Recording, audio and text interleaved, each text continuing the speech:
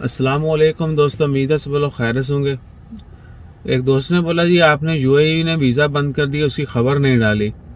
तो भाई रियलिटी कुछ इस तरह से है कि जितनी भी पाकिस्तान के साथ जितनी भी गल्फ़ ममालिक या मिडल ईस्ट या पूरी दुनिया के जो ताल्लुकात हैं, वो उनका किसी न किसी चीज़ के साथ किसी न किसी वजह के साथ जो है वो आपस में कड़ियाँ मिली हुई हैं।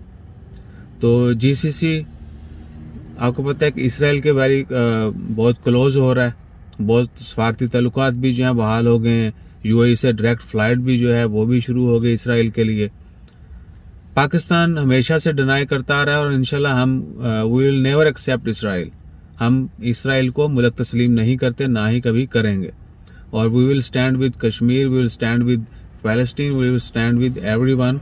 यानी वो तमाम लोग, वो तमाम मुसलमान जो जिन पे ऊपर कहीं पर भी जुल्म किया जा रहा है या कहीं पर इंसानियत के ऊपर जुल्म किया जा रहा है, हम हमेशा उनके साथ खड़े रहेंगे। इसीलिए हम इन्हें खटकते हैं। तो यूएई ने एक स्टंट खेला है, मोस्ट प्रोबेबली सऊदी अरेबिया वो भी इसमें इन्वॉल्व है। वो फोर्स कर रहे हैं पाकिस्तान को किसी न किसी तरीके से एक्सेप्ट करें। आई डोंट नो, अंदर खाते तो इन लोगों ने जो है वो कर लिया है, लेकिन ओपनली जो है सब कुछ नहीं कर सकते। तो पाकिस्तान बहाना बनाया गया जी कि पाकिस्तान के लिए जो है ना वीज़े बंद किए गए हैं। उसकी रीज़न थी कि पाकिस्तान में कोरोना के केसेस बढ़ रहे हैं, तो for safe side they just close all the visas. ऐसा नहीं है, इंडिया में जो है केसेस हमेशा से ज़्यादा रहे, उनके वीज़ा बंद नहीं हुए, उनका प्रोटोकॉल जो है वैसे का वैसे जारी है। बाकी ममालिक के साथ भी जारी है, लोग आ रहे हैं जा रहे हैं। पाकिस्तान के ये साथ ऐसा क्यों है? तो होपफुली यू विल अंडरस्टैंड कि सिचुएशन जो है पर्दे के पीछे कुछ और बात है। हमें किसी न किसी तरीके से तंग किया जा रहा है। और अगर आपको बताया जाए कि पाकिस्तान से बाहर ऑलमोस्ट 7.6 मिलियन 76 लाख लोग रहते हैं, जबकि पूरे जीसीसी में जो है ऑलमोस्ट 40 लाख के करीब लोग हैं। तो सोच लें कि जीसीसी में से अगर जो है पाकिस्तानियों को निकाल दिया जाए या मज़ीद पाकिस्तानियों के वीज़े बंद कर दिए जाएं, हमारी रेमिटेंस जो हम भेजते हैं उसमें कोई तब्दीलियाँ कर दी जाएं, तो सोचें क्या हाल होगा।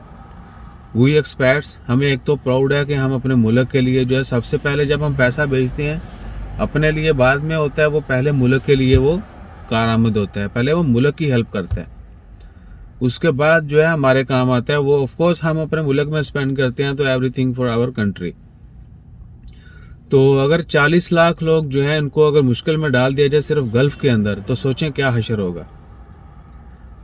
अल्लाह ताला माफ़ फरमाए और अल्लाह ताला हम सबको आप सबको अपनी हिफ्ज़ ईमान में रखे। और इंशाल्लाह दुआ करते रहें कि कोई भी ऐसा जो है कोई भी बंदा या कोई भी मुल्क, कोई भी कम्युनिटी, कोई भी मज़हब जो है किसी को इस तरह तहस नहस करने की सोचे भी ना। और इससे पहले आपको पता है कि इन तमाम चीज़ों की कड़ी जो है वो तुर्की के साथ मिलती है। तुर्की में भी जो है वो बगावत का सिलसिला जो है, वो बगावत तो अभी नहीं कहेंगे, लेकिन क्या है कि वहाँ पर भी तब्दीलियाँ हो रही हैं। वज़ीर ख़जाना जो हैं वो उनके तैयब उर्तगान, उनके बहनोई, उनके दामाद थे, उन्होंने रिज़ाइन कर दिया। तो सो कहा जा रहा है कि जो उन्होंने वो बागी हो गए हैं, वो हुकूमत के ख़िलाफ़ हो गए हैं, ये है वो है। तो कुछ भी हो सकता है, क्योंकि तुर्की जिस तरह उस्मान की सीरियल जो है वो आगे बढ़ती जा रही है, उसी तरह तुर्की भी जो है ना वो उसकी इमेज वाज़ा होती जा रही है कि दे विल राइज, और वो साबित करेंगे कि हम एक हैं और हम दोबारा से जो है सल्तनत उस्मानिया भी कायम कर सकते हैं और जो उनके साथ पहले किया गया उसका बदला भी ले सकते हैं। So we always stand with all those people who are fighting for Islam, who are fighting for their religion, who are fighting for their Iman, their faith। इंशाल्लाह खैर, इसके अलावा बातें करने को बहुत हैं, लेकिन उम्मीद है कि आपके जहन में ये पॉइंट आ गए होंगे कि ये ओवरऑल रीज़न क्या है।